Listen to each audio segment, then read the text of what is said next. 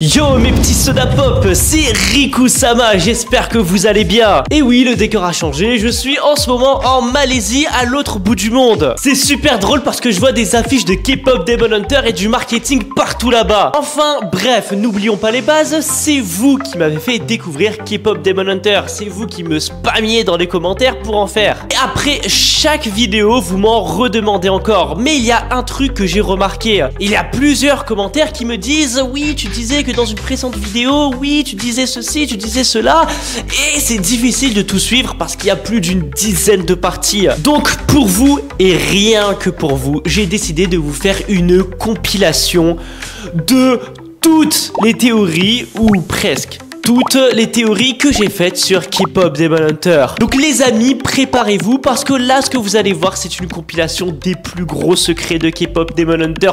1 heure de vidéo, ça n'a jamais été fait dans tout le YouTube game les amis.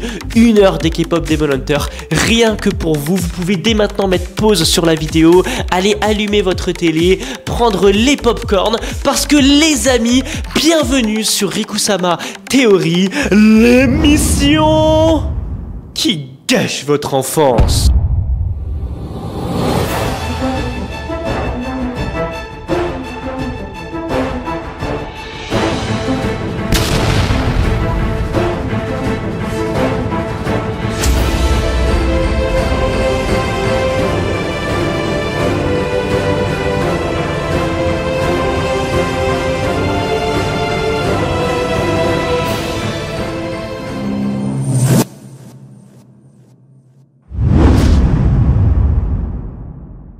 Il m'a fallu 55 ans et 63 jours pour remarquer ce détail fou dans K-pop Demon Hunter. Est-ce que t'avais remarqué que l'amour de Jinu pour Romi, eh bien, ne se voit pas juste dans ses mots ou dans ses actions, mais il se voyait dans ses yeux, et ce depuis le début. À chaque fois qu'il regarde Romi, sa lueur démoniaque disparaît. Plus de rouge, plus de rage, juste ses yeux bruns et doux. Un regard qui disait littéralement « Je te vois toi, toi et pas le démon qui est en toi ». Quand il se bat, quand il est enragé, ses yeux brûlent comme tous les autres démons maudits. Mais dès que Romi entre dans la pièce, il s'apaise. Et c'était la preuve visuelle la plus claire que son cœur était encore humain et qu'il battait pour elle. Et voilà où ça fait le plus mal. Dans la scène finale, quand Romi chante sa musique, Jinu la regarde avec les yeux rouges de démon. Et au moment où il se sacrifie pour la sauver, ses yeux sont redevenus humains. Pas de flamme, pas de pouvoir, juste de l'amour, et ce n'est pas un détail au hasard. C'est du storytelling émotionnel caché en pleine lumière depuis le début et personne ne l'a remarqué. Après avoir regardé K-pop Demon Hunter 23 fois, je me suis posé une question. Et si on s'était tous trompés de méchants? Et si la vraie antagoniste n'était pas Guima, mais Céline? Et si le père de Romi n'avait pas juste disparu? Et si c'était Céline qui l'avait tué? Réfléchis bien, Céline a construit un monde où tous les démons sont mauvais, sans exception. Mais Romi, elle est la preuve vivante que c'est faux. Et si Céline avait vu naître l'amour entre un humain et un démon, et qu'elle avait décidé de faire disparaître cette histoire avant qu'elle ne se répande, c'est sûrement elle qui a tué le père de Romi, pas pour arrêter un danger, mais pour étouffer cette relation secrète. Mais c'était trop tard, Romi était déjà né. Et maintenant, voici le truc le plus perturbant, les marques violettes sur la peau de Romi.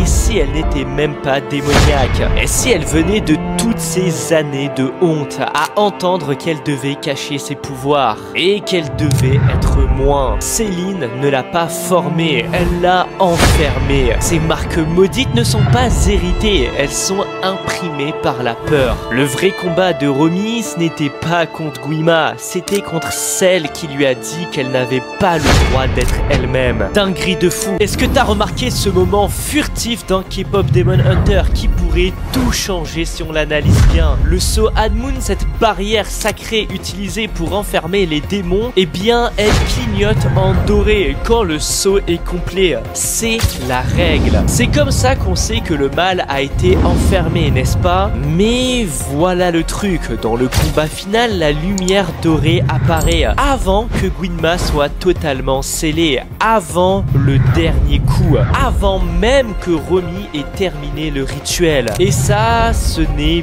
pas une victoire, je dirais même que c'est un bug. Et si la barrière n'avait jamais vraiment scellé Guilma? Et si elle avait enfermé autre chose? Ou pire, et si elle n'avait fonctionné que parce que l'âme de Guilou a été sacrifiée pour l'activer? Et cette lueur dorée, eh bien c'était peut-être le dernier battement de son cœur. Et le plus flippant dans tout ça, si Guilma n'était pas retourné dans le monde démoniaque, et s'il s'était glissé dans quelqu'un d'autre, comme Romy. Cette lumière, c'était pas la fin du combat, c'était le début d'une malédiction. Et ça, personne l'a vu et personne n'en parle. Il m'a fallu 13 ans pour remarquer ces 3 détails fous dans K-pop Demon Hunter. Numéro 1, après que Ginwoo se sacrifie, l'épée de Romy change littéralement. La lame se met à briller avec des symboles coréens anciens, plus précisément des marques d'Okai. Ce sont des esprits mythologiques farceurs, mi-démons, mi-trolls. Et ça pourrait bien confirmer que l'âme de Ginwoo a fusionné avec l'épée. Numéro 2, le design de Guilma évolue tout au long du film. Au début, on voit juste ses dents. C'est flippant, mais c'est encore flou. Mais à la fin, après avoir dévoré âme sur âme, il est totalement révélé.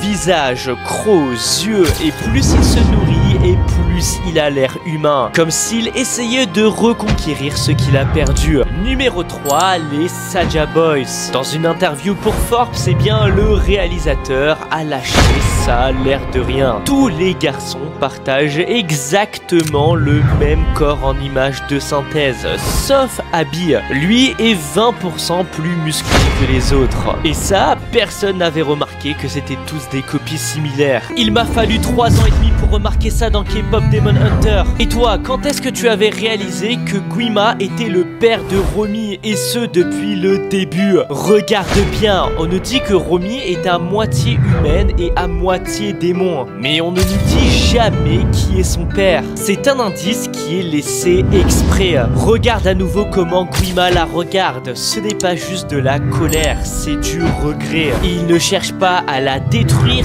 il essaie de la recruter. Pourquoi? Eh bien parce que c'est personnel. Les pouvoirs de Romy sont bien au-dessus de ceux des autres chasseurs. Et voilà le vrai foreshadowing. Guilma n'est pas né démon, il était humain autrefois. Il est tombé amoureux de la mère de Romy, mais dans un moment de désespoir, eh bien il a passé un pacte. Il a renoncé à son humanité pour obtenir un pouvoir sombre afin de les protéger. Mais ce pouvoir l'a complètement déformé et il est devenu Guilma. Et le Hanmoon ne l'a pas tué, il l'a scellé à l'intérieur de Romy, sa fille. Et donc la vraie fin, eh bien c'est pas une histoire classique de vaincre un méchant classique. C'est une histoire d'une fille qui pardonne à son père. Est-ce que tu savais d'où vient vraiment le nom des Saja Boys? Et à quel point c'est bien plus sombre que ça paraît? Au début, ça semble juste être un nom stylé. Saja, ça veut dire lion en coréen. Et leur logo a ce côté fauve, puissant. Bon, ça a l'air logique, non?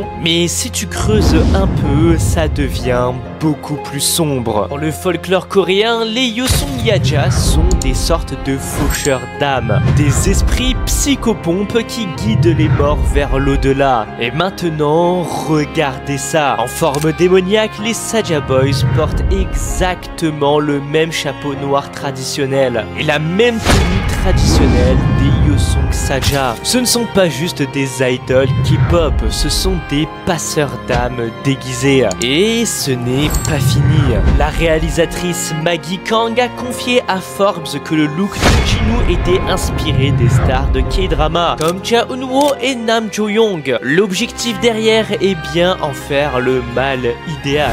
Cheveux noirs, voix douce, visage parfait. Mais sous toute cette beauté, il y a de la tragédie. Ces lions, ils n'étaient pas faits pour chanter, ils ont été créés pour ramasser les âmes. Et ça donne un côté beaucoup plus glauque. Mais malgré ça, tout le monde continuer à les kiffer. Je n'arrive pas à croire que je viens de remarquer un truc fou dans K-Pop Demon Hunter. Bon, on connaît tous l'histoire de Jinu. Sa culpabilité d'avoir abandonné sa famille, eh bien, ce n'était pas juste un élément émotionnel. Regardez ça. Il y a un détail dont personne ne parle. Si tu fais un arrêt sur image pendant son flashback, tu reconnaîtras la femme et la petite fille qu'il a laissée derrière lui. Et oui, tu as bien compris, sa mère et sa sœur, eh bien, ce sont les mêmes personnes qu'on voit se faire attaquer par des démons dans le prologue du film. Ce qui veut dire que Jinu, eh bien, ne les a pas juste perdus. En fait, il a revécu leur destin en sachant qu'il aurait pu les sauver. Et ce prologue, c'était pas juste une intro stylée avec des démons,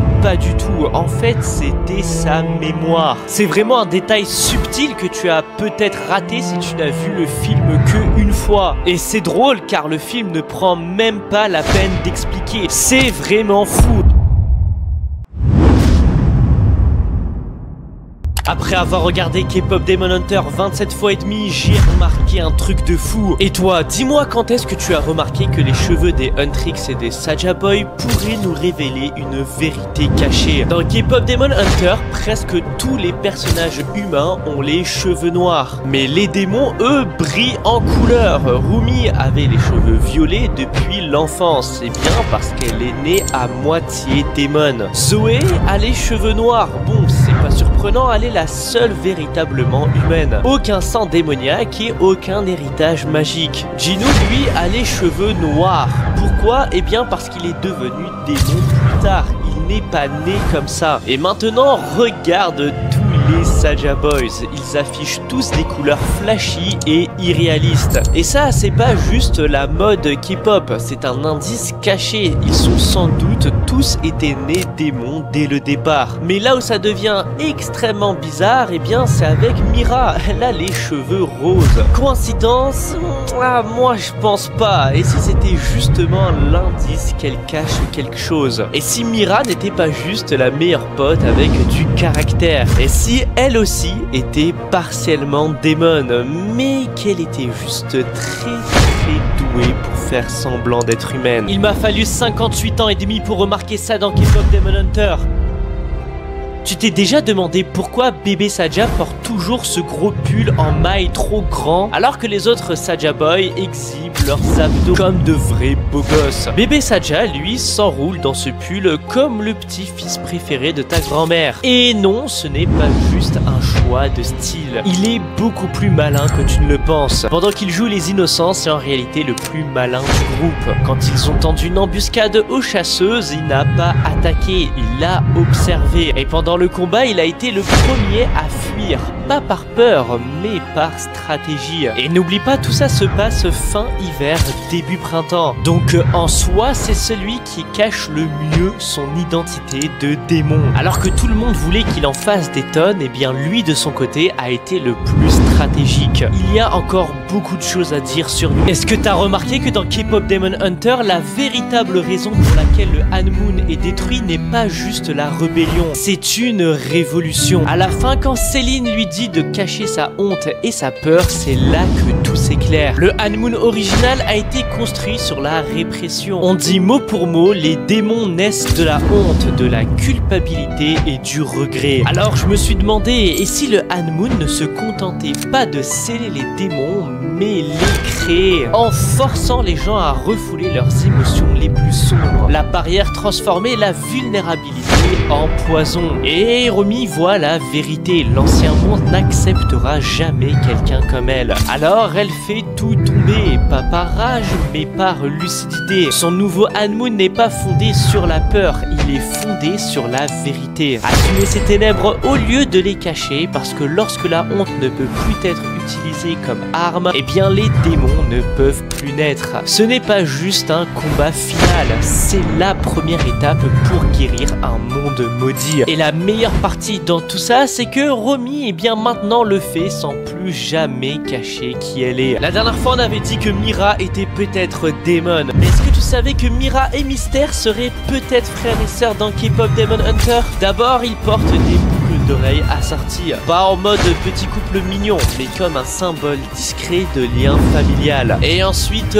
regarde bien ça. Mystère ne combat jamais Mira, pas une seule fois. Et c'est franchement bizarre dans un film où même les démons se battent juste pour s'amuser. Tu veux encore plus de preuves? Regarde ses cheveux. Mira n'a pas les cheveux noirs. Dans cet univers, comme on l'avait déjà dit, les cheveux noirs égale humain. Rumi, les Saja Boys n'ont pas les cheveux noirs non plus. Et devine quoi? Ils sont tous nés démons. Et en plus, Mira porte des débardeurs légers, alors que tout le monde a super froid. Et c'est normal, comme on l'a dit aussi dans une précédente vidéo, les démons ne ressentent pas le froid. Et le film n'a clairement pas l'air de se passer en plein été. Et si tu veux plus de preuves, je te laisse regarder cet extrait qui m'a retourné le cerveau. Quand Mira a vu le tigre dans la chambre de Rumi, elle a marqué une pause. En fait, elle a compris, elle l'a vu. Et ensuite, elle a fait comme si de rien n'était. Moi, je te le dis, elle sait exactement ce que c'est et qui c'est. Après avoir regardé K-Pop Demon Hunter 67 fois et demi, j'ai remarqué un truc de fou.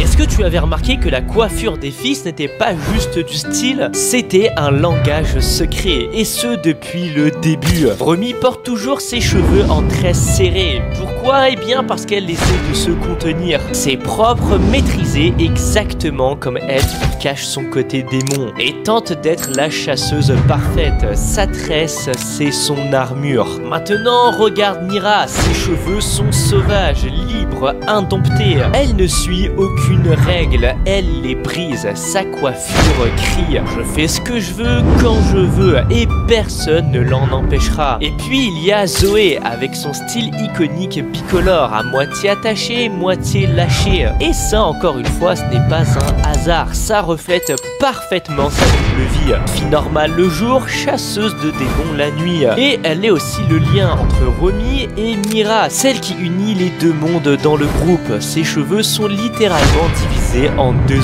univers. Et une fois que tu l'as vu, eh bien tu ne peux pas l'oublier. Leur coiffure, ce n'est pas juste une question de style, c'est du storytelling visuel pur et dur. Bravo à Sony pour cette animation. Est-ce que tu t'es déjà demandé pourquoi personne dans Hunter x n'aime vraiment Baby Saja? Sérieusement, chaque personnage a un lien avec quelqu'un. Rumi, Zoé, Mystery, Abby, Romance et Mira forment leur trio. Mais Baby Saja, lui, il est juste là, tout seul.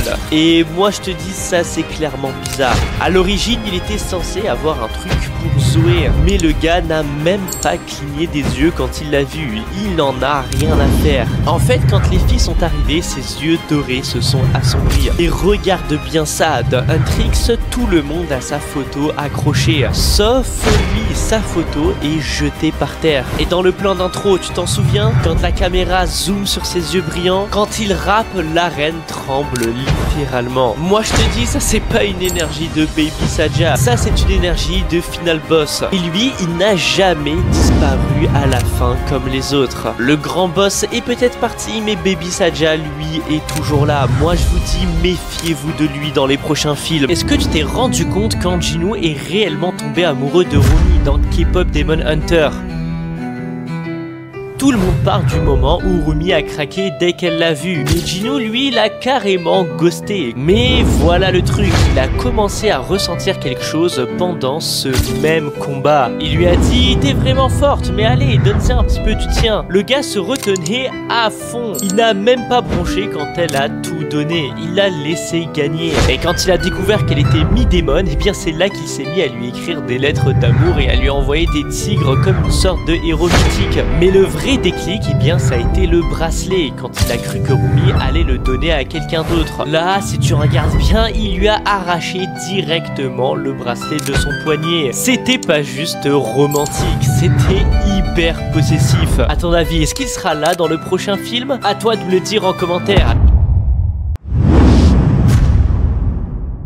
Pourquoi pourquoi personne dans Huntrix ne semble apprécier Baby Saja? Parce que comme j'arrête pas de le dire, personne ne réalise qu'il pourrait vraiment être le final boss. Dans le film, tout le monde a quelqu'un avec qui il est associé. On a Romy et Ginu, Mystery et Zoé, Abby et Romance, mais Baby Saja, lui de son côté, il est totalement laissé de côté. Le réalisateur avait pourtant prévu un duo pour lui aussi à la base. Un petit peu comme le trio qu'on a vu précédemment, il voulait que Baby Saja s'intéresse à Zoé. Mais étrangement, il n'a montré aucun signe d'intérêt pour elle quand il a fait face au groupe de filles. Sans parler de ses yeux dorés qui sont extrêmement maléfiques. Et ce n'est pas tout, le reste de Huntrix ne semble clairement pas l'apprécier non plus. Toutes les photos des membres sont affichées, sauf la sienne, littéralement jetée par terre. Baby Saja a peut-être l'air doux d'apparence, mais en réalité, il a l'air extrêmement hostile. Il serre fort les poings près des filles, et quand Huntrix gagne, il semble vraiment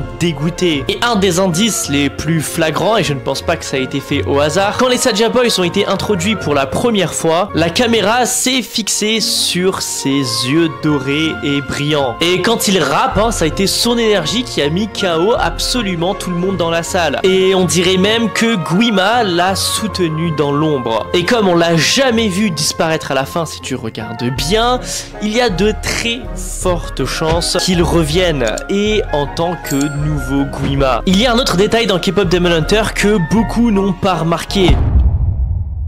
Pourquoi Baby Saja est-il le seul à ne pas avoir de piercing dans le groupe? Et vous devinerez jamais qu'il nous a absolument tous dupés. Chez les Saja Boys, presque tout le monde a des piercings aux oreilles. Mystery, de son côté, en a même 3 par exemple. Baby Saja n'en a aucun, et si certains pensent que c'est juste parce qu'il n'aime pas, je pense pas que ce soit vraiment vrai. Je pense que c'est l'un de ses meilleurs coups. En réalité, Baby Saja a toujours fait semblant d'être gentil et obéissant, alors que les 4 autres, montrer leur côté rebelle. Abby exhibe ses abdos pour les fans, Mystery porte des débardeurs pour montrer ses bras et a même mis ses boucles d'oreilles en avant, mais Baby Saja, lui, pas de piercing, rien du tout, et il montre à peine sa peau. Et il boit même au biberon, ce qui a convaincu tout le monde qu'il était gentil et innocent. Mais contre toute attente, Baby Saja est tout simplement le pire de tous. Souviens-toi, quand les Saja Boys ont attaqué les Huntrix, Baby Saja a accidentellement révélé ses yeux démoniaque. Et ça a été le seul à réagir avec ruse quand Huntrix ont commencé à les attraper. Il a sauté sur le dos de Mystery pour s'échapper. Et le plus choquant, il a même réussi à duper le grand boss,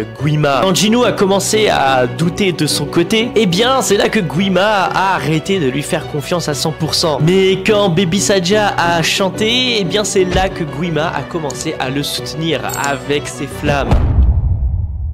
Est-ce que vous avez remarqué que Baby Saja semble être une personne différente en fonction de ce qu'il porte? Personne l'a encore réalisé, mais c'est certainement le plus intelligent du groupe. Les gens ne se rendent pas compte que son couvre-chef cache peut-être beaucoup plus que ses cheveux. Parmi tous les Saja Boys, c'est le seul qui porte un couvre-chef pratiquement tout le temps. Certains pensaient que c'était juste son style, mais en réalité ce serait bien une partie de sa stratégie. En vérité, Baby Saja cache qui il est vraiment depuis le début, et son couvre-chef est sa meilleure couverture. À chaque fois qu'il porte sa casquette jaune, il joue le rôle du gentil garçon innocent et adorable. Souviens-toi de sa première performance sur scène. Mais si tu te souviens bien, il n'a jamais laissé apparaître son côté sombre. Et d'ailleurs, c'est pour ça que Huntrix ne l'a jamais considéré comme une menace, et qu'il n'était même pas sur la liste de cibles. Pendant la bataille finale, ils l'ont complètement oublié, et il a réussi à s'enfuir. Mais une fois qu'il met sa casquette de démon, là, c'est une autre histoire. Même pendant ses phases de rap, comme on l'a déjà dit, Guima le soutient avec ses flammes. Et certains fans soupçonnent même qu'il soit l'héritier choisi par Guima. Mais voilà le truc que personne ne comprend, et moi non plus. Il possède de véritables pouvoirs démoniaques, mais il ne les a jamais utilisés contre les filles. Et sans parler que sur le mur du docteur,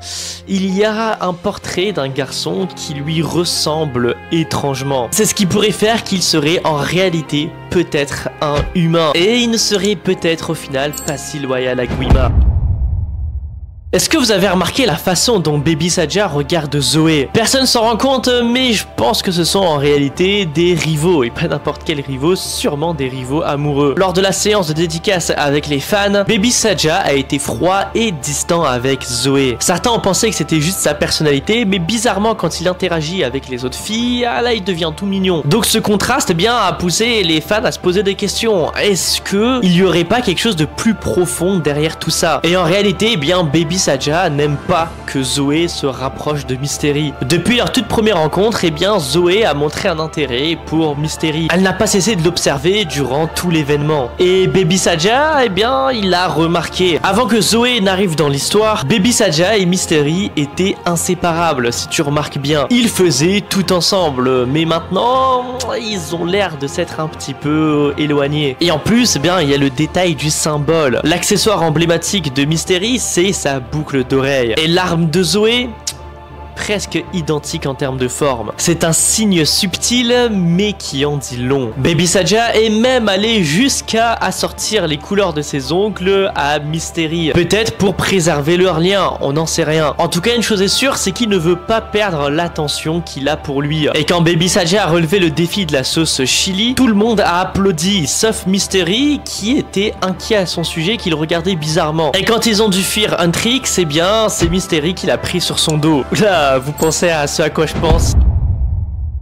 Est-ce que vous avez remarqué les casquettes jaunes que portent Zoé et Baby Saja? Personne ne s'en est rendu compte, mais peut-être qu'ils forment un vrai couple. Baby Saja est apparu avec sa casquette jaune emblématique, et Zoé a été vue dans le public portant exactement la même. Et ce serait en réalité parce qu'ils sortent secrètement ensemble. En fait, Zoé a toujours considéré Baby Saja comme un humain. Quand Romy a trouvé de vieilles photos de Baby Saja à l'hôpital, Zoé a même levé le pouce en signe d'approbation. Zoé était en réalité très en colère que Baby Saja lui ait menti. Mais on le sait, Baby Saja possède cette énergie démoniaque qui surpasse tout le monde. Et pour cacher leur relation, eh bien Zoé a dû prétendre aimer Mystery. Elle agit comme si elle était folle de lui. Ça a même affecté Mira qui a arraché toutes les posters de Mystery qu'elle avait sur son mur. Mais Zoé ne s'est pas fâchée. Pourquoi? Eh bien parce qu'elle avait secrètement caché des images de Baby Saja ailleurs. Et Baby Saja a trouvé de son côté des moyens discrets de montrer subtilement son amour pour Zoé. Lors de la séance de dédicace, eh bien c'est lui qui s'est assis en premier à côté d'elle. Il a même posé son bras près du sien, comme pour marquer son territoire. Et comme ils sont tous les deux rappeurs, eh bien Zoé écoutait secrètement ses chansons depuis le début, et elle dansait même sur ses rythmes. Mais surtout pendant l'affrontement final, même si Baby Saja était avec Mystery, Zoé n'a pas pu se résoudre à lui faire aucun mal. Bon, il faut qu'on en parle. Personne ne semble se rendre compte que Baby Saja semble avoir un crush sur Mystery depuis le début. Est-ce que t'as remarqué ces trois secrets? Déjà, Baby Saja adore se rapprocher de Mystery. Souviens-toi de leur toute première performance. Juste après la danse, il allait directement vers Mystery. Il a même pointé du doigt comme pour le revendiquer. Et parmi tout le groupe, seul Baby Saja et Mystery portaient des pulls tricotés. Et parfois, leur tenue était assortie, donnant l'impression que c'était des tenues de couple. Baby Saja portait même une casquette jaune assortie à la manche de Mystery. Et il s'est peint les ongles en violet, la couleur préférée de Mystery encore une fois. Et ce n'est pas tout. Baby Saja a quelques gestes subtils envers Mystery. À chaque fois qu'il était près de lui, il jouait les adorables. Alors même jusqu'à imiter ses gestes de main pour faire des cœurs. Mais quand Mystery n'était pas là, à la Baby Saja il changeait complètement d'attitude. Il devenait froid. Moi je pense qu'il y avait des trucs qui se passaient en silence dont on n'était pas au courant. Il y a Mystery qui restait aussi toujours derrière Baby Saja. Et d'ailleurs c'était le seul qui était vraiment inquiet après le défi de la sauce piquante. Il y avait que lui qui avait l'air inquiet. Et pendant la bataille finale, eh bien Mystery a été le premier à se jeter dans le combat, laissant une chance à Baby Saja de pouvoir s'enfuir à la fin. Et on pouvait même sentir la peur et le chagrin de Baby Saja quand Mystery est parti. Est-ce que tu as remarqué la signification cachée des motifs sur les tenues de chasseurs de démons? Chaque génération en fait de chasseurs de démons a toujours eu une seule personne avec des motifs colorés. Juste une seule, en d'autres termes, l'élu. Si tu te rappelles bien que tu as bien vu dans le tout premier trio, c'est la fille au centre, puis la verte au centre et ensuite la verte à droite. Et ensuite Céline dont on avait déjà dit qu'elle serait probablement la plus grande méchante, encore plus que Guima. Mira qui est au centre. Mais c'est super intéressant parce que cette nouvelle génération a complètement brisé les règles. Mira et Zoé ont toutes les deux des motifs et complètent directement Rumi qui elle, eh bien, elle a ses propres motifs sur sa peau dorénavant. Et ça, c'est pas juste un choix de style, hein, c'est vraiment un storytelling narratif. Ça signifie en d'autres termes que chaque fille de l'équipe est puissante à sa propre manière. L'ancien système qu'il y avait avant est révolu, celui où il n'y a qu'une seule héroïne au centre. Maintenant, eh bien, on en a 3, chacune puissante et prête à ne plus suivre les règles. Qu'est-ce que t'en penses de la métaphore ? Est-ce que tu as remarqué que le collier de Jinu, eh bien, nous cacherait des secrets dans K-pop Demon Hunter? Eh bien, c'est parce qu'il disparaît à chaque fois que Romy est avec lui. Et ce n'est absolument pas un accident. Quand Jinu rencontre Romy pour la première fois, il ne porte rien. Mais la fois suivante, dès qu'on le voit avec les Saja Boys, boum, une chaîne métallique apparaît, bien froide autour de son cou. Mais ce collier n'est pas juste un accessoire de mode, c'est un symbole du contrôle de Guima. Chaque fois que Jinu se rapproche de Rumi, le collier disparaît. Et à chaque fois qu'il est ramené vers les Saja Boys, eh bien là il revient bizarrement comme par magie. Il est serré, il est étouffant, presque comme une laisse. Mais ça devient encore plus sombre. Pendant la dernière performance de la musique Your Idol, Jinu porte un bracelet en chaîne assorti. La plupart des fans pensaient que c'était Rumi qui lui avait donné. Mais si tu regardes bien, c'est bien le même motif que sur son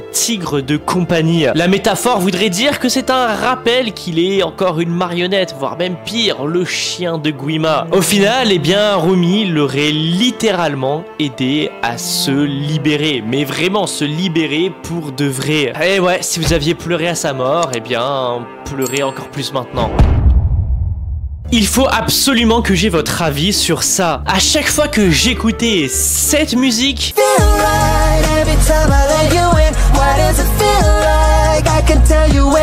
bon, on va pas abuser, hein, je vais pas la mettre en entier, j'ai pas envie de me faire strike pour droit d'auteur, mais tu vois exactement de quelle musique je veux parler. Ça me faisait vraiment penser à une musique, donc j'ai cherché, et dites-moi ce que vous en pensez, mais écoutez maintenant celle-ci.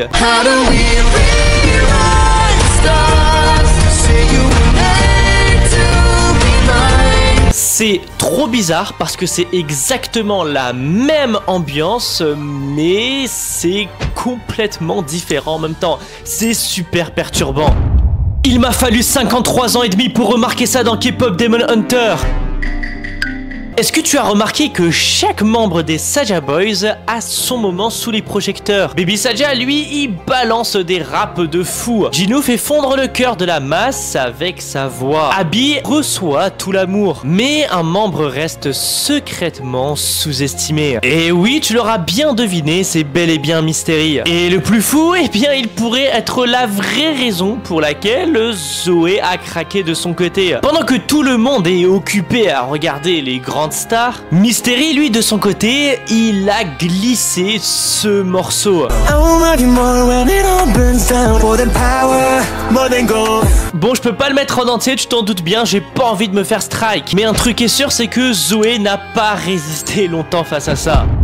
Les amis, il y a un truc trop bizarre dans K-pop Demon Hunter. Est-ce que t'avais remarqué que c'était pas uniquement les chasseurs de démons qui pouvaient illuminer le Han-Moon? Même les démons peuvent le faire. Ouais, bah après toutes les fois où vous m'avez demandé de regarder K-pop Demon Hunter, au bout d'un moment, t'es obligé de remarquer des détails bizarres. Et tu peux apercevoir ce détail minuscule, mais hallucinant dans la chanson Free. Tout le monde a vu Rumi chanter de tout son cœur et ensuite complètement illuminer le Han-Moon. Mais voici ce que la plupart d'entre vous ont complètement raté. Quand Jinu a commencé à chanter et marcher avec le rythme, eh bien, le Han-Moon se met aussi à briller. Donc cette fois, c'est pas Rumi qui fait briller le Han-Moon, c'est bel et bien un démon. Et ça ouvre la porte à plein de théories et plein d'hypothèses. La première des choses, c'est que eh bien, le Han-Moon ne répondrait pas à ce qui est bon ou mauvais, mais ce qui est vrai, ce qui sort directement de l'âme. La deuxième, c'est que eh bien, c'est peut-être pas une question d'être chasseur ou démon, c'est une question d'honnêteté. Ou peut-être que le Han-Moon aime juste les belles voix.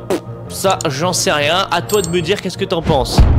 Est-ce que tu savais que toutes les chansons de Jinu dans K-pop Demon Hunter, comme Soda Pop, Free et Your Idol, eh bien étaient interprétées par un doubleur qui faisait ses voix uniquement de chant, pas l'acteur qui faisait sa vraie voix. Mais cette note incroyable qu'il y a au début que tu as certainement oublié, eh bien sache que c'est le vrai acteur qui a fait sa voix. Dying king with the crumbling crown. Will he let the fire go out? Bon, allez, stop, j'ai pas envie de me faire strike. Apparemment, personne n'a remarqué ça dans K-pop Demon Hunter. Le film est incroyable, mais le réalisateur vient de révéler un minuscule petit détail d'animation. Bon, revenons en arrière. C'est le film de l'été, y a pas de débat là-dessus. L'action, la comédie, les musiques sont incroyables, tout le monde adore. Mais il s'avère que le réaliser, eh bien, a été un énorme défi. Les réalisateurs ont dû équilibrer plein d'éléments différents en même temps et essayer de tout combiner en essayant d'être fidèle à la culture coréenne. Donc chaque minuscule petit détail, eh bien sache que toi quand tu le regardes vite fait comme ça, eh bien de leur côté à eux ça a été super bien planifié. Vous avez tous remarqué les danses de K-pop, la mythologie coréenne dans les designs et aussi les références aux animés et aux K-dramas. Mais en réalité ça va beaucoup plus loin. En fait les réalisateurs voulaient que ce soit le plus authentique possible. La prochaine fois que tu regarderas le film, fais très attention au visage parce qu'ils ont été animés d'une manière très spéciale. Bon, je te fais la voix off en français. Nous avons essayé de créer des formes de bouche coréennes. L'une des choses que nous avons faites, eh bien, ça a été d'arrondir légèrement les coins de la bouche et ça a donné vraiment l'impression qu'il parlait coréen, même s'il parlait anglais. Et ça, t'aurais jamais pu le savoir si ça n'a pas été confirmé par les réalisateurs eux-mêmes. On va débunker une théorie super populaire. Il existe une théorie vraiment intéressante à propos de Jinu et Romi. Elle est en grande partie correcte, mais aussi un petit peu fausse. En gros, la théorie super populaire que tu as certainement déjà vu passer, dont moi-même j'en ai fait une qui a fait des centaines de milliers de vues, dit qu'à chaque fois que Jinu regarde Romi, c'est avec ses yeux d'humain. Parce que, il y a deux grandes scènes où cela arrive. La première, ça a été juste après qu'il sauve Romi. Et la deuxième, eh bien, c'est celle-ci où même lorsqu'il est enragé, eh bien, il réussit quand même à se calmer. Et certaines personnes vont un petit peu trop loin avec ça, dont moi-même j'avais fait une théorie à la sortie du film, comme quoi il n'a jamais regardé Romi avec ses yeux de démon. Mais ça, c'est tout simplement faux. Parce que même si ce n'était pas par colère, eh bien on a vu déjà que Jinu aimait bien taquiner Romi. Et après qu'elle tombe dans la piscine dans cette scène, eh bien on peut clairement voir tous les Saja Boys adresser un sourire à Romi ainsi que leurs yeux de démon. Et Huntrix est dans les boules. Donc la théorie comme quoi il n'aurait jamais vu Romi avec ses yeux de démon est officiellement fausse. Théorie suivante. Bon, je vais vous laisser mes préférés vers la fin, mais juste avant, j'aimerais bien vous parler de cela. K-pop Demon Hunter vient de battre un record incroyable sur Netflix. Ce film est tout simplement le plus gros succès de Netflix en croissance rapide. Je vais vous expliquer ce que ça veut dire. En gros, il a accumulé plus de 100 millions de vues en seulement 5 semaines. Et d'une manière ou d'une autre, en fait, plus le temps passe et plus il devient encore plus populaire. Pour te donner un petit peu de contexte sur qu'est-ce que ça signifie, la plupart des films Netflix ont une énorme première semaine. Puis ça commence à descendre lentement et ça perd de l'intérêt. Par exemple, le film Red Notice est le film original de Netflix le plus populaire de tous les temps. Il a dépassé les 230 millions de vues. Et plus de la moitié des vues proviennent de la première semaine. Dès la troisième semaine, il avait perdu 61% de son audience. Et tu t'en doutes bien, ce n'est pas du tout ce qui est en train de se passer avec K-pop Demon Hunter. Le film a eu un petit peu moins de 10 millions de vues à la première semaine et maintenant à la 5e semaine il a 25 millions de vues. Cela en fait tout simplement le premier film Netflix de l'histoire dont la majorité de ses vues proviennent de la 5e semaine après sa sortie.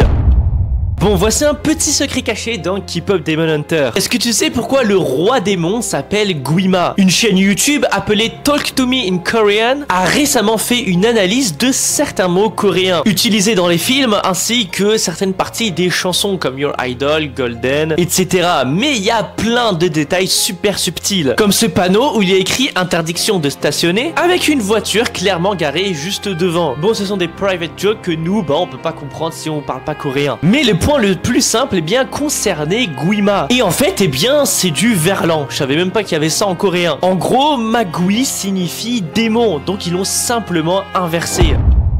Bon allez, on reprend les théories. Le manager de Huntrix pourrait-il être le vrai méchant du film? Parce que, historiquement, les managers de K-pop, eh bien, ne sont pas toujours très corrects. Ils ont souvent été coupables d'énormes atrocités, allant du simple vol d'argent jusqu'à aller carrément kidnapper des idoles dans certains cas. Et c'est pourquoi il est si rafraîchissant de voir Bobby dans le film, le manager des Huntrix. Bobby est soutenant, super positif, il a quelques pas de danse à lui et on le voit toujours avec sa bonne humeur. Mais en réalité, savais-tu que ce n'était pas vraiment le vrai manager du groupe? Il ne connaît que la moitié de ce qu'elles font. Et oui, le véritable manager du groupe, ou plutôt la véritable, eh bien ce serait Céline. C'est elle qui a entraîné le groupe et c'est elle qui les a réunis. Mais quand tu y penses, c'est vraiment la pire manager qui puisse exister. Elle oblige Romy à ne pas se dévoiler telle qu'elle est réellement. Elle lui dit de se cacher, elle la fait culpabiliser pour qui elle est. Et peut-être encore pire, parce que oui, on ne sait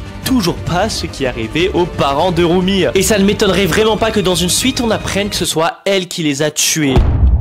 Un nouveau storyboard révélant le passé de Zoé vient de sortir et c'est plutôt triste. Dans le film, on ne voit vraiment que deux scènes montrant le passé de Zoé. La première, c'est pendant la scène d'introduction. On dirait qu'elle est au lycée en Californie, écrivant quelques phrases dans son journal. Et d'ailleurs, ce sont exactement les mêmes paroles que dans son rap How It's Done.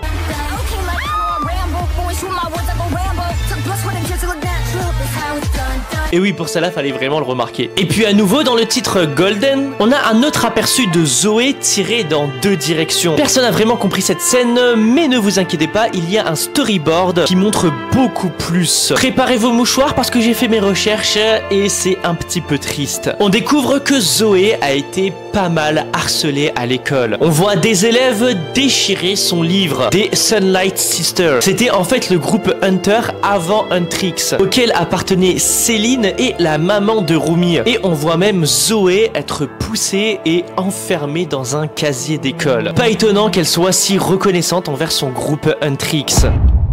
La finale de K-pop Demon Hunter est incroyable, mais il y a en réalité trois détails précis qui sont pas faciles à remarquer. Le premier, qui n'est pas si subtil, c'est que toutes les filles, à l'exception de Romy, entrent en vêtements noirs et ressortent avec des vêtements blancs. Belle métaphore de leur purification et du passage du ténèbre à la lumière. Oui, c'est le fan de Kingdom Hearts qui vous parle. Le deuxième, un petit peu plus discret, c'est que même si Romy rentre avec un look complètement négligé, sa tresse et ses vêtements en lambeaux, après qu'elle a été sauvée par Jinou, son apparence redevient impeccablement impeccable. Le dernier, par contre, beaucoup plus subtil, c'est que si vous regardez les vêtements de Zoé et de Mira, vous pouvez voir que leurs costumes portent des motifs, ce qui laisse entendre qu'elles ont elles aussi un côté démoniaque. Bon, on le savait déjà pour Mira qu'elle serait certainement déjà une démone, mais qu'en est-il de Zoé ?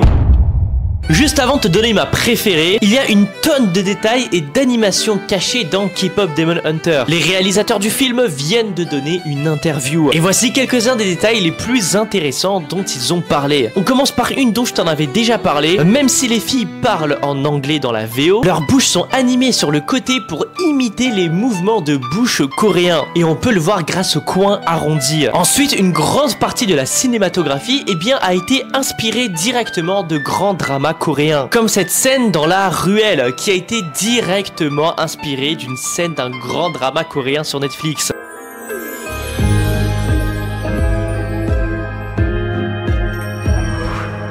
D'ailleurs, est-ce que tu saurais trouver c'est lequel? Dis-le moi en commentaire. Et enfin, c'est officiellement le film d'animation qui possède le plus de changements de costumes. Et ça se voit parce que les filles, si tu regardes bien, dans chaque scène ont des tenues différentes tout au long du film.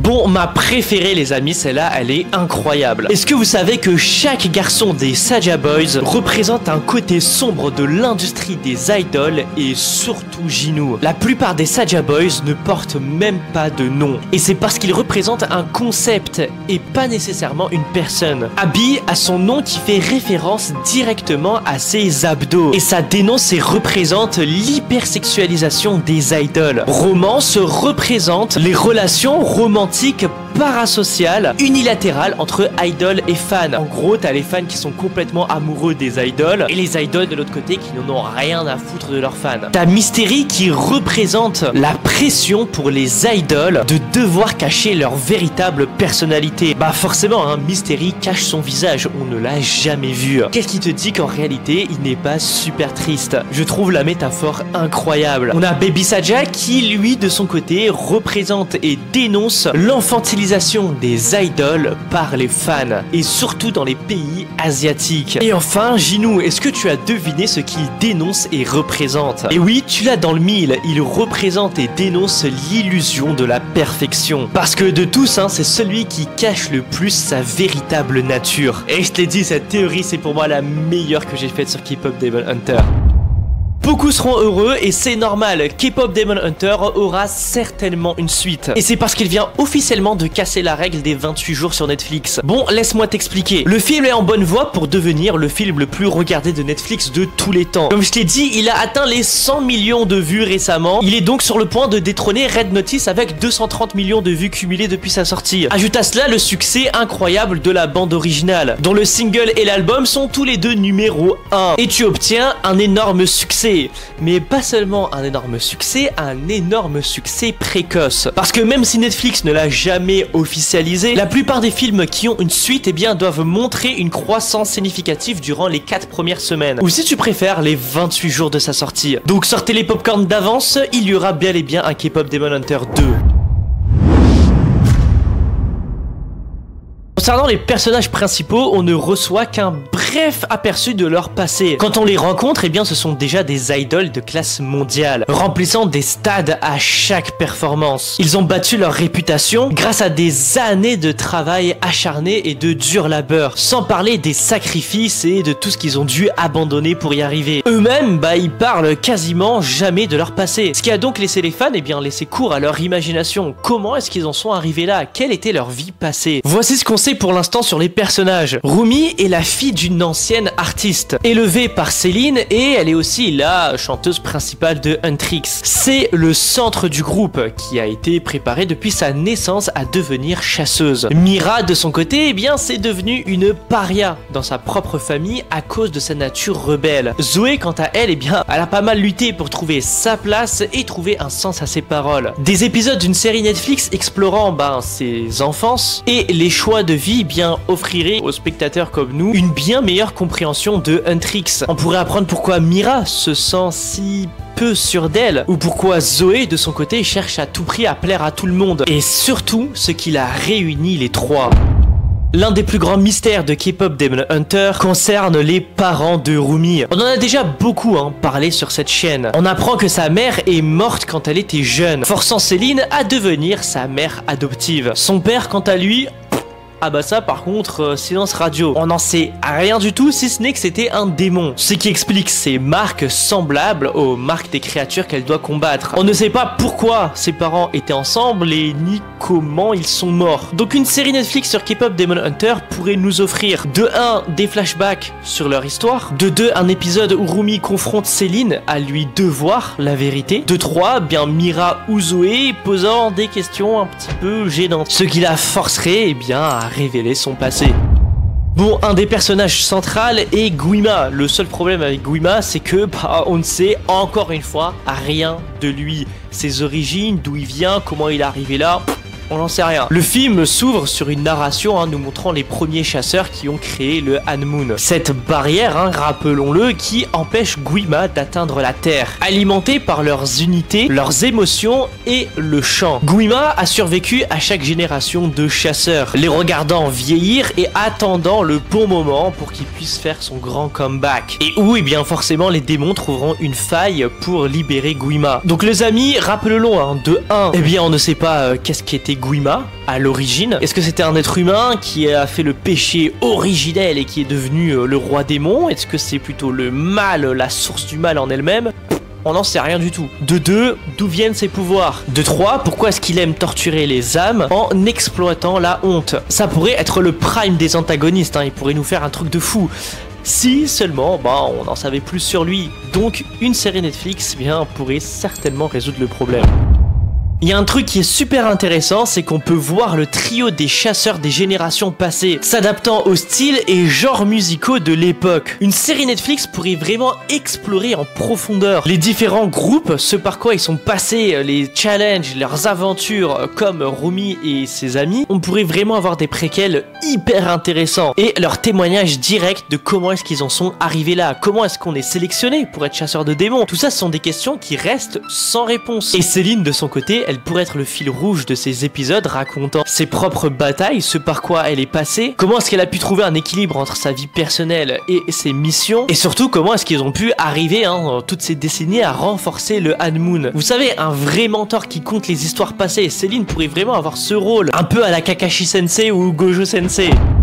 Bon, toutes les filles sont tombées complètement amoureuses de Jinu. Malgré son côté brun ténébreux, au final, c'était un gentil gars. Et il ne voulait blesser personne. Bon, aussi parce qu'il est rusé, charismatique et ambitieux. Mais n'oublions pas qu'on le voit quand même intimider toute la foule de démons juste avec sa présence. Et on le voit directement négocier avec Guima, qui l'appelle par son prénom. Donc c'est un gars qui pèse dans le game des démons. Mais en regardant le film 73 fois et demi, je me suis quand même posé une question. Est-ce que c'était un criminel dans le royaume des démons? Ou juste un démon fasciné par les humains et leurs problèmes? Comment est-ce qu'il a fait pour s'élever dans le grade chez les démons? Comment marche la hiérarchie, Comment est-ce que tu gagnes le respect de Guima? Et vu qu'il l'a déjà obtenu, comment est-ce qu'il a obtenu son respect? Eh bien, en plus d'un deuxième film, une série Netflix pourrait directement nous donner toutes les réponses à nos questions.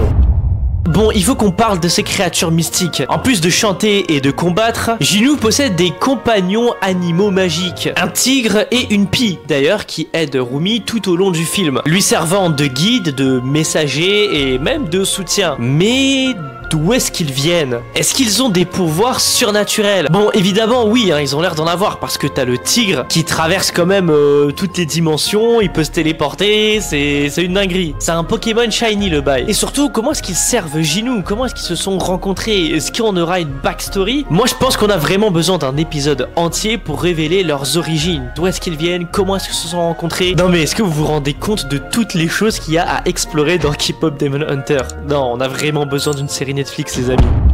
Bon, il faut absolument qu'on fasse une reproche à K-Pop Demon Hunter. Et vu qu'il est quasiment parfait, la seule chose que j'ai trouvée, eh bien, c'est les romances. Bah oui, les romances sont complètement sous-exploitées. On a la relation de Jinu et Rumi qui nous a marqué grâce à son sacrifice à la fin.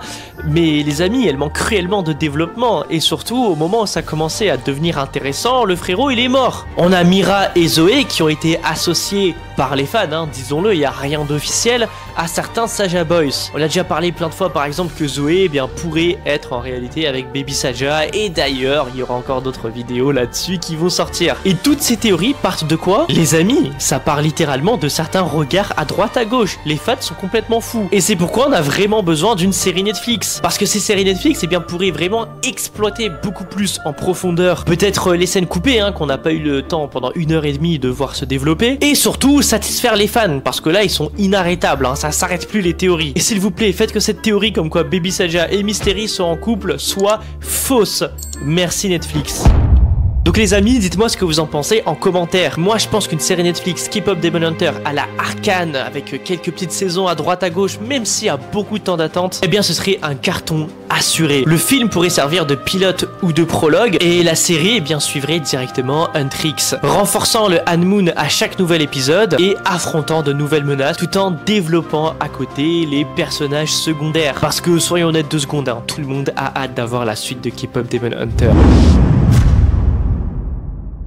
Contrairement à Rumi, Zoé et Mira restent aux dernières nouvelles humaines. Même s'il y a beaucoup de théories qui tournent comme quoi Mira serait démon, pour l'instant, rien d'officiel, uniquement des spéculations. Tout ce qu'on sait, c'est que pendant leur entraînement, Céline leur a montré à ne jamais montrer de faille, même à leurs amis les plus proches. Elles ont été conditionnées dès l'enfance à réprimer leurs émotions négatives, protéger le Han-Moon et empêcher Guima de s'en nourrir. Mais ce genre de discipline est irréaliste et surtout dangereuse. On l'a vu avec Rumi qui a ignoré ses problèmes jusqu'à qu'ils explosent. Au final, ces marques, les fissures dans le Han-Moon et même la libération de Guima, ça a été le résultat de cette répression qui a duré avec le temps. Ça, c'est pour Rumi. Mais qu'en est-il de Mira et Zoé? Eh bien, moi, je vais vous le dire, leurs blessures sont beaucoup plus personnelles. Tout ce qu'on sait de Mira pour l'instant, c'est qu'elle vient d'un foyer brisée. On pense qu'elle a été reniée par sa famille à cause de son esprit rebelle. Depuis, elle ne laisse personne entrer dans son cercle proche. Elle évite de parler, de faire confiance ou même de montrer ses sentiments. Mais au fond, ce qu'elle veut de plus, c'est une famille. Et c'est justement ce que Guima a visé à la fin du film pour la prendre du côté obscur. Zoé, quant à elle, quelles sont ses blessures? Eh bien, elle a été déchirée entre deux cultures. Peu de gens comprenaient ses textes, ses idées. Du coup, elle a appris à chercher la perfection, quitte à s'éloigner de ce qu'elle est vraiment. Zoé veut plaire à tout le monde, et plaire à tout le monde, c'est s'ignorer soi-même. Dans la suite de K-Pop Demon Hunter, on en saura beaucoup plus sur le passé de ces deux filles. L'origine de Mira et Zoé en tant que chasseuse est super différente que Rumi. Rumi a été formée dès l'enfance par Céline après la mort brutale de ses parents. On la voit petite en train de chanter. Elle savait déjà tout sur le secret du monde d'idol. Céline l'a modelée à la perfection pour être à la fois une guerrière et une idole de renommée. On le voit dès l'intro, Rumi est une princesse de la K-pop, entourée d'un groupe fait rien que pour elle à la perfection par Céline. Mais Mira et Zoé, comment est-ce qu'elles sont devenues idoles de leur côté? À ce niveau-là, mystère total, à moins que tu te concentres sur les petits détails. Dans le clip Golden, on entrevoit brièvement la famille de Mira. Des gens stricts, conservateurs, qui n'ont pas accepté qu'elle sorte du cadre. En la rejetant, eh bien, paradoxalement, ils l'ont mise sur le chemin pour devenir chasseur de démons. Ce qui voudrait dire que Céline l'a sûrement remarqué quand elle était seule. Elle a remarqué son potentiel et c'est comme ça qu'elle l'a recrutée. Quant à Zoé, on ne sait toujours pas pourquoi elle a quitté les États-Unis, parce que rappelez-le, elle a vécu là-bas, pour la Corée. Qu'est-ce qui l'a ramenée dans son pays natal? Elle parle beaucoup d'isolement dans ses textes, mais jamais de sa famille. Par déduction, la seule chose qu'on peut savoir, c'est que c'est Céline qui l'a trouvée et qui l'a recrutée au même titre que Mira. Oui, la romance entre Jinu et Rumi était forte, y a rien à dire là-dessus, c'était impeccable, et le sacrifice de fin a marqué les esprits. Mais soyons honnêtes, et je le vois tous les jours dans mes commentaires, ce n'est pas ce que les fans attendaient. J'ai l'impression qu'il y a plus de fans qui espèrent en savoir plus sur Mira et Zoé. Il y a eu des petits regards par-ci par-là, avec Abby, Mystery, Baby Saja, etc. Mais rien de profond, que du superficiel et que des regards à droite à gauche. Et surtout, à la fin, elles sont seules, et ça, c'est indéniable. Désolé de briser vos rêves les amis, mais c'est justement l'occasion parfaite d'introduire de nouveaux personnages dans le second opus. Quels seront les thèmes de l'amour explorés pour ces deux-là? Est-ce qu'il y aura un démon maléfique? Est-ce que ce sera encore une histoire avec un démon mais gentil cette fois-ci? Est-ce que cette fois-ci on aura un manipulateur qui débarquera dans la partie? Ou est-ce qu'ils vont refaire encore une histoire avec d'autres idoles, cette fois-ci humains, qui seront prêts à leur voler la vedette? Et peut-être aussi leur voler leur cœur. Mais pour une deuxième intrigue, j'ai une meilleure idée. Rappelez-vous comment le film s'est terminé. Rumi, Mira et Zoé semblent réconciliés. Oui, mais Rumi leur a menti. Et ça, c'est indéniable. Qu'on le veuille ou non, la confiance a été brisée d'une manière ou d'une autre. Et ça, c'est une faille que Guima pourra explorer pour les briser encore plus. Est-ce qu'il réussira à exploiter leur peur pour les retourner les unes contre les autres? C'est ce qu'on verra dans le prochain opus. J'ai adoré voir Rumi briller dans K-Pop Demon Hunter, mais Mira et Zoé de leur côté ont un énorme potentiel qui n'a pas du tout été exploité. On a à peine gratté la surface. Elles ont des leçons de vie à partager, des péripéties à nous raconter, et je ne me mouille pas en disant que je pense que leur histoire pourrait même être encore plus intéressante que celle de Rumi. Le film Netflix ne peut pas être la fin. Il ne le sera pas. Il nous reste tellement de choses encore à raconter sur cette histoire. Quel pourrait bien être le passé de Zoé et Mira? Est-ce que vous voulez une suite concentrée sur ces deux-là? Dites-le moi, je suis super curieux. As-tu remarqué que Zoé et Jinu pourraient en réalité faire partie de la même famille? Tout commence avec un petit détail à la fin du film, un détail que personne ne relève vraiment. Zoé porte un sweat à capuche avec le tigre de Jinu dessiné dessus, ce qui est plutôt bizarre parce que Rumi et Mira sont habillés en tenue d'été, et seul Rumi était censé connaître les animaux de compagnie de Jinu. Alors comment Zoé est-elle au courant? Et c'est là que ça devient vraiment intéressant. On ne sait rien de la famille de Zoé comparée à celle de Rumi et Mira. Et si tu compares Zoé avec la sœur de Jinou, on voit dans son flashback eh bien qu'elle se ressemble pas mal. Ce qui pourrait penser que Zoé est sa descendante. Et ça expliquerait aussi pourquoi elle est devenue chasseuse de démons. Dans le flashback de Jinou, on voit que sa sœur a été adoptée par les chasseuses de démons. Ce qui veut dire qu'elle a été éduquée avec ça. Un autre détail, hein, c'est la seule qui était à fond dans la musique des Saja Boys, allant même jusqu'à apprendre leur chorégraphie. Et elle sourit en regardant les vidéos de couple de Rumi et Jinou, ce qui montre un certain lien émotionnel bien discret avec Jinou. Et on en parle de la chanson finale des Saja Boys, tu sais, celle qui parle de retrouver qui on est vraiment. C'est pas étonnant que Zoé prend conscience de sa véritable identité, ce qui expliquerait pourquoi elle adopte à la fin les animaux de Jinou. Alors peut-être que dans la suite, eh bien on verrait enfin Zoé et Jinou réunis comme une vraie famille. Est-ce que t'as remarqué que Zoé est en fait la plus terrifiante en combat? Oui, bien plus que Mira et Rumi réunis. Alors bien sûr, t'as les fans qui adorent dire qu'elle est super mignonne, mais faut surtout pas oublier qu'elle est mortelle, et pas dans le même style que les autres. Pendant que tout le monde découpe des monstres avec des poses spectaculaires, Zoé, elle se bat comme si elle était dans un octogone de MMA. Et le plus dingue dans tout ça, elle sourit tout du long, hein. Tu la vois jamais grimacer pendant qu'elle se bat. Elle prend un vrai plaisir à se battre, pire que Joker. Et puis, il faut pas l'oublier, hein. Au début, les démons ont interrompu son goûter et quelqu'un devait payer pour ça. Alors, qu'est-ce qu'elle a fait? Elle a ouvert le bar avec une clé de bras sautée, enchaînée avec un verrouillage de l'épaule debout, puis elle a tranquillement calé un triangle avec l'épaule, tout en maquillant un pauvre démon. Plus tard, on la voit faire une prise de tête classique sur un démon, bah pas très chanceux. À ce stade-là, même Guima, hein, il me fait pas autant peur qu'elle. Bon, qui gagnerait dans un battle de rap? Zoé ou Baby Saja? Ce sont les rappeurs principaux de leurs groupes respectifs. Et tous les deux enflamment le micro dès qu'il s'agit de faire balancer des freestyles.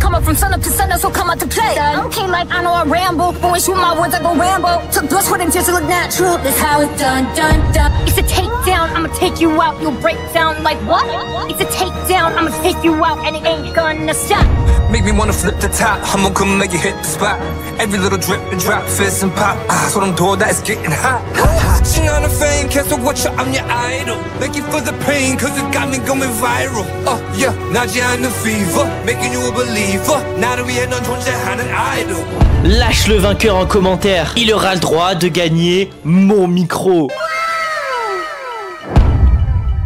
Est-ce que t'as remarqué ces petits détails qui montrent clairement que Zoé a grandi aux États-Unis? Bon, Zoé, c'est la plus jeune du groupe, mais au début du film, eh bien, c'est elle la première à manger. En Corée, la tradition est très stricte. Il faut attendre ses aînés. Et vu que Zoé n'a pas réellement grandi en Corée, eh bien, c'est normal qu'elle ne respecte pas forcément toutes les règles de politesse. Un autre indice, hein, ça fallait voir le film 60 fois pour le remarquer. Le parfum de ramen qu'elle préfère, c'est les hamburgers. Et ouais, comme par hasard, hein, elle a été éduquée aux États-Unis. Ça en dit long. Et puis si tu remarques bien, elle ne chante jamais en coréen dans le film. Probablement parce que rapper en coréen, bah, ne lui vient pas naturellement, forcément, vu qu'elle a grandi aux US. Et il y a un moment particulièrement hilarant. C'est la seule à se faire mal au dos en essayant de faire une révérence correcte. Alors une révérence, c'est quand tu te plies comme marque de respect. Et soyons honnêtes, hein, c'est juste qu'elle n'a pas l'habitude. Ah, et les Saja Boys, comment est-ce qu'ils arrivent à faire une révérence aussi basse? Bah c'est simple, ce sont des démons. Les chasseuses de démons n'avaient aucune chance face à ça. Est-ce que t'as remarqué que le trio de filles est extrêmement riche? Ils sont blindés de fric. Et ouais, ça paye bien d'être des idoles K-pop en plus d'être chasseuses de démons. Bon, c'est évident, tu me diras, mais personne n'en parle vraiment. Alors que c'est hallucinant l'oseille qu'ils ont quand ils pensent. Le film commence littéralement avec elles à bord de leur jet privé avec leur nom écrit dessus. Ce jet est juste immense et elles sont là, posées tranquilles, en train de manger des nouilles instantanées de leur propre marque. Et puis le moment qui m'a fait péter un câble, l'avion se désintègre littéralement. Mais elles sont là, tranquilles, de toute façon, qu'est-ce qu'un jet privé au final? Et soyons honnêtes, hein, elles doivent sûrement posséder l'entreprise qui fabrique ces mêmes avions. Plus tard, on découvre la tour dans laquelle elles vivent. Et devine quoi? Bah, elles portent aussi leur nom. Même Tony Stark n'a pas atteint ce niveau. Et bien évidemment, elles ne font pas que vivre là-bas. Elles possèdent tout le building. Et qui est d'ailleurs le plus haut de la ville avec 80 étages ou plus. Bon, et en parlant de la scène du dressing, ce gigantesque placard de luxe, ouais, c'est juste celui de Rumi. Ouais, clairement, on n'est pas tous nés avec une cuillère en or dans la bouche. C'est pas étonnant que leur seule concurrence, ça a été un boys band démoniaque en train de faire littéralement de la magie. Et toi, qu'est-ce que tu ferais avec une richesse pareille? Personnellement, je pense que je m'achèterais un nouveau micro. T'as remarqué que Guima pourrait en fait être un idol K-pop, et ce en secret? Bon, ça paraît complètement fou cette théorie, mais il y a pas mal d'indices qui vont dans ce sens. Dès le début de la performance des Saja Boys, on voit une fan porter un t-shirt avec écrit dessus Guima, écrit dessus dans une police façon Metallica. Donc oui, Guima avait des fans, qu'on le veuille ou non. Et c'est pas tout, on l'entend chanter Soda Pop. My little soda pop. That's catchy. Il participe même aux effets sonores en fond pendant la performance des Saja Boys. Mais si, tu t'en rappelles, d'ailleurs il y a plein de théories qui disent qu'il était en train de soutenir Baby Saja car c'est le plus puissant d'entre eux. Ne me dis pas que t'as raté cette vidéo. Alors, est-ce que ça veut dire que Guima était secrètement un idol K-pop? Parce que bon, le gars a des fans, il a même son propre merchandising. Et on sait que dans le film, il existe d'autres groupes de K-pop. Ils sont juste moins populaires que Huntrix ou les Saja Boys. Et si la théorie comme quoi Guima serait le père de Rumi s'avérait vrai, ça expliquerait aussi pourquoi et comment il a rencontré sa mère. Ils étaient tous les deux des idoles K-pop, exactement comme Rumi et Jinu. Et ce qui est encore plus dingue, c'est exactement comme ça que Rumi et Jinu se sont rencontrés. Coïncidence? Je ne pense pas. Parmi les Huntrix, Zoé est la seule dont on ne voit jamais ses parents. Dans le film, on comprend que les parents ont probablement divorcé et qu'elle devait faire des allers-retours entre les States et la Corée pour leur rendre visite. Mais l'histoire de Zoé va bien plus loin. On découvre qu'elle était une immense fan des Sunlight Sisters. Pendant la performance de Golden, on la voit tenir une affiche du groupe dans ses mains. Elle avait cette même affiche quand elle écrivait les paroles de ses chansons dans son carnet à l'école. Dans une scène coupée, dont je t'avais parlé dans une précédente vidéo, un groupe d'élèves déchire son poster et l'enferme dans un casier d'école. Oui, elle était maltraitée et on voit bien que ça lui tenait énormément à cœur ce petit poster. Mais est-ce qu'elle était juste fan? Ou est-ce qu'il y avait autre chose? Si tu regardes attentivement, la troisième membre inconnue des Sunlight Sisters a exactement la même coupe de cheveux que Zoé. Coïncidence? Non, mais devenir chasseuse de démons, ce n'est pas anodin. Tout comme la mère de Rumi était elle-même chasseuse, peut-être que la mère de Zoé l'était aussi. Ça pourrait expliquer comment Zoé a trouvé Céline au départ. Peut-être que sa mère est morte en combattant des démons, exactement comme celle de Rumi. Et Céline a donc fait le serment pour protéger et éduquer Zoé, au même titre que Rumi. Et pour honorer la mémoire de sa mère, eh bien Zoé regardait la même coiffure qu'elle et a décidé de dévouer sa vie à la protection du monde humain et à l'extermination des démons, juste pour qu'elle soit fière d'elle. Est-ce que t'as remarqué que les Saja Boys nous ont complètement dupés avec leur musique Soda Pop? Au premier abord, ça semble être un tube fun, K-pop, accrocheur, tendance, été, tout ci, tout ça. Mais c'est littéralement une chanson sur le vol d'âme. Le morceau s'appelle Soda Pop parce que les Saja Boys boivent les âmes des gens. Et les paroles sont remplies d'indices qui parlent de cette consommation, mais déguisées par une image d'une canette qu'on ouvre au lieu d'une âme qu'on draine. Il y a même une ligne qui dit, je cite, « Ils n'ont même pas essayé de le cacher. » Mais soyons honnêtes, le son est quand même vraiment réussi. Et même les Huntrix n'ont pas réussi à résister à la danse.